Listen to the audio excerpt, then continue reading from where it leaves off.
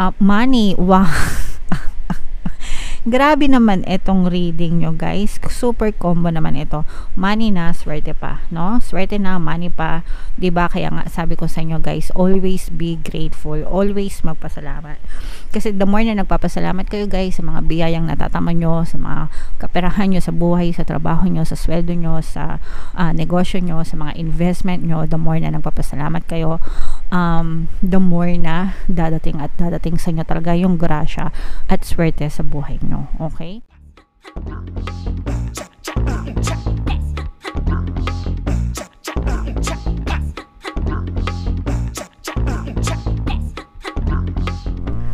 Hello guys, hello mga kapixie, hello Capricorn, welcome back to Pinay Pixie Tarot. Ang pamagat ng episode natin for tonight is messages from the universe, mga kapixie, para ngayong February to March para sa inyo Capricorn, Sun, Moon, Rising, Sign, and Venus.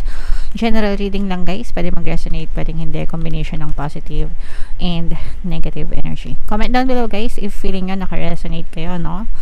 First message para sa inyo guys, potential. Think big for your future, okay? Pwedeng nyong maabot kahit gaano kataas yung inyong mga pangarap, mga kapiksi, and malaking malaki yung potential nyo sa inyong buhay as long as mag-focus kayo. Think big, okay? Close up natin guys para mabasa nyo. Ayan, think big for your future. Libre lang mangarap guys, and libre lang mag-isip, walang bayad, okay? So kung mag-iisip din lang kayo para sa kinabukasan nyo, para sa future nyo, abutin nyo na hanggang langit guys, no? As in, mataas na mataas, malaking malaki, matayog na matayog, because you can be, do, and have anything that you want in your reality. And palagi nyo tatandaan guys, ito isa to sa pampaboost ko, no, ng inspiration para sa sarili ko. Kung kaya ng iba, kaya ko rin, okay? Kung kaya ng iba, kaya ko rin. Kung kaya ng iba, mga kapisi, kayang-kaya din natin yan. Kayang-kaya mo rin yan, kayang-kaya ko rin yan. So yun yung isa sa mga pang-motivate ko sa sarili ko, mga kapiksi, and sinishare ko siya sa inyo para kayo din, ganun din yung maging ugali nyo. So wag nyong limitahan ang sarili nyo para maabot nyo yung full potential nyo sa buhay. Again guys, kung kaya ng iba, kayang-kaya nyo rin, okay? Alright. Comment nyo yan sa baba guys. Kung kaya ng iba, kaya ko rin. Grabe naman ito. Good fortune, no? Swerte. Kung kaya ng iba, kaya nyo rin. Kung swerte yung iba, swerte rin kayo guys, okay? Wala tayong pagkakaiba sa ibang tao. Nagkakaroon lang tayo ng pagkakaiba, differences, dahil sa ating pattern of thoughts, no? Yun lang yun. Pero lahat tayo anak ng Diyos, lahat tayo nakatira sa mundo, lahat tayo parehas ng air na hinihinga, di ba? Hangin na hinihinga, oxygen, di ba? Parehas tayong tumatapak sa lupa, parehas tayong naliligo ng parehas na tubig. So, pantay-pantay tayo, mga kapiksi. Ang pagkakaiba lang natin sa iba is because pwedeng pinanganak sila ng mayaman, tayo pwede tayong pinanganak sa kahirapan, pero may mga may hirap na yumayaman. And meron din naman mga mayayaman na naghihirap, no? Sometimes they lose everything, pero bihirang-bihira. Ang point is, nagkakaiba lang tayo sa mindset natin, no? Sa mindset lang yan guys. Dun sa kung paano, kung saan nag-autopilot yung iyong isipan, okay?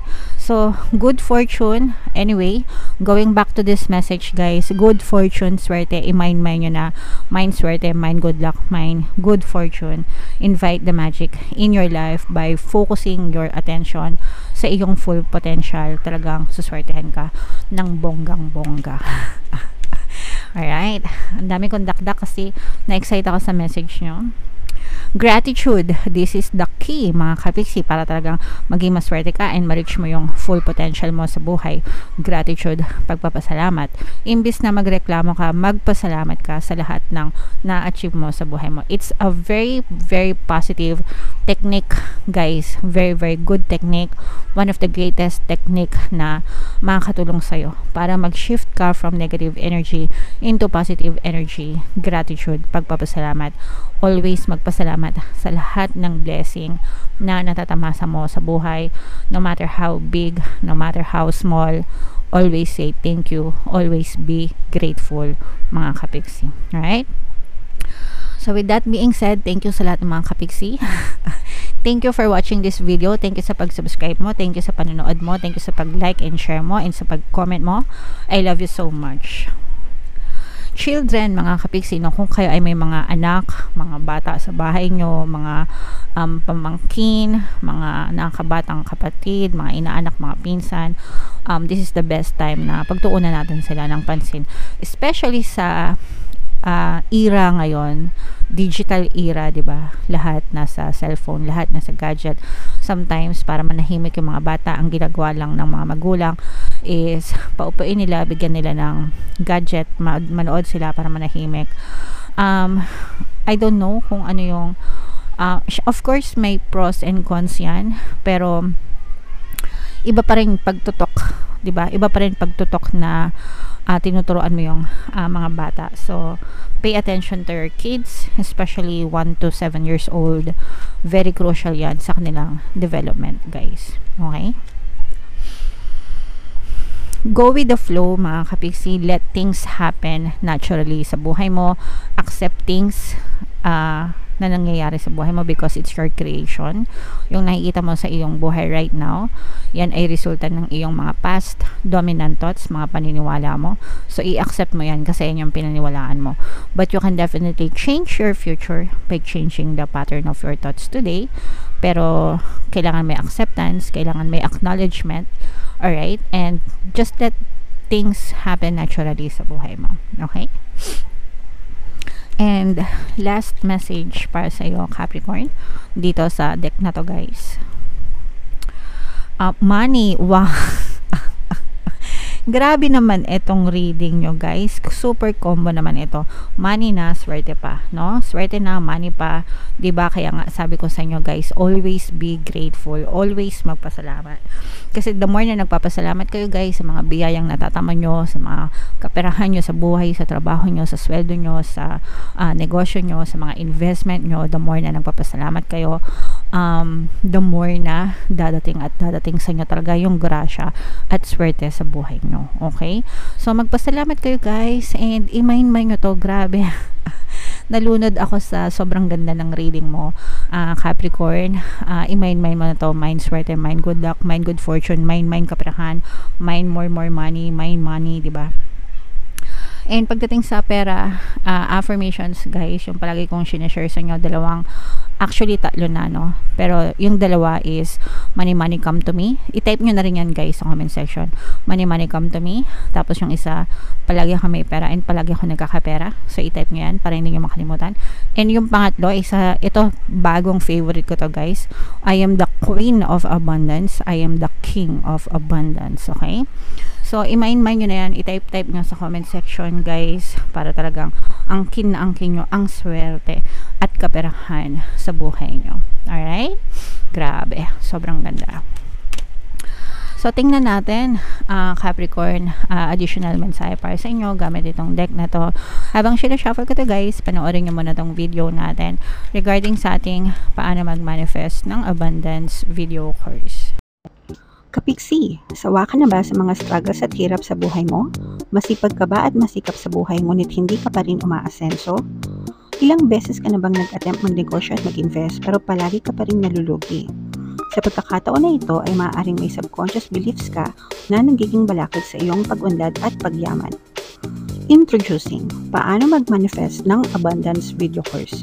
Dito ay matututunan mong ma-overcome ang mga balakid mo para tuluyan ka ng umunlad, umasenso, sumagana, maging matagumpay, successful at maswerte sa iyong kabuhayan, pera, trabaho, negosyo, salapi at kaperahan ng bonggang-bongga. Dali, mag-send na ng email sa pinoypixitaro@gmail.com at simulan na ang iyong pagyaman ngayon. Alright, so sabay-sabay tayo magpayaman ngayon 2024, mga kapiksi. Mag-avail na kayo ng course, guys, kasi sobrang ganda talaga niyan.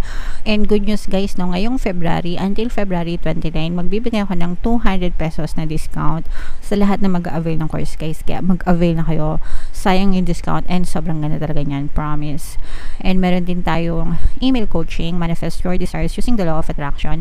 If meron tayong mga specific na gusto nyong i-manifest, guys, pwedeng love and relationship, pwedeng money or career, mga kapiksi, pwede kayo magpabook ng email coaching session with me. Mag-send lang kayo, guys, ng email sa pinoypixitaro@gmail.com. So, ito yung additional message, guys. Basahin muna natin, no?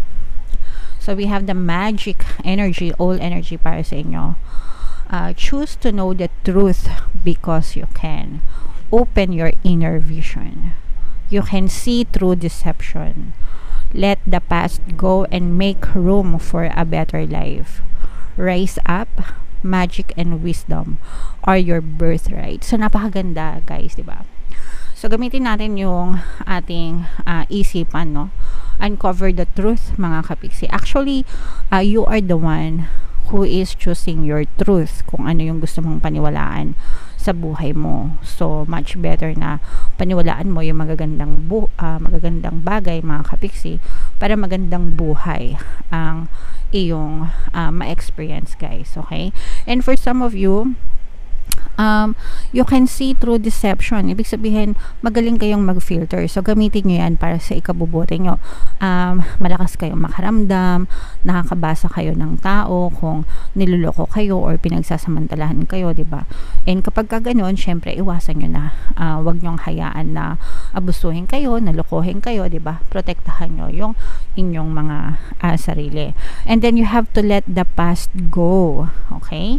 Yan talaga importante. And make room for a better life. Yung mga negative past circumstances mo, yung mga masasaklap, no, na experience, mga pinagdaanan nyo, kailangan i-let go na natin yon. There's no point in reliving those moments, kasi pag palagi nyo siyang iniisip, guys, active pa rin siya sa inyong brain cells, yung neural pathways niyan, active na active yan sa isip nyo, and hindi siya mawawala, hindi kayo maka-move on. So, mag-divert nyo yung attention nyo, diba, sa ibang bagay, kung ano yung gusto nyo, kung ano yung peg nyo na mangyari sa buhay nyo. Alright? Rise up, bumangon kayo, no? Bumangon kayo sa mga pagkakadapa nyo. Magic and wisdom are your birthright. Karapatan nyo maging masaya, mga kapiksi. Kaya karapatan nyo na matuto dun sa mga past mistakes nyo and itama para sa ikabubuti nyo. Okay? So, super nice, super ganda ng mga mensahe para sa inyo, Capricorn. Comment down below, guys, if naka-resonate kayo. Ito yung ating mga pampaswerte subliminal, guys, no? Pakinggan nyo para maging ma-okay kayo. And ito naman yung ating success stories na paano mag-manifest ng abundance video course. Click here to subscribe, guys, and click here to join our membership program. Thank you for liking, sharing, and subscribing. See you again next time. I love you all, guys. Have a nice day. Bye-bye.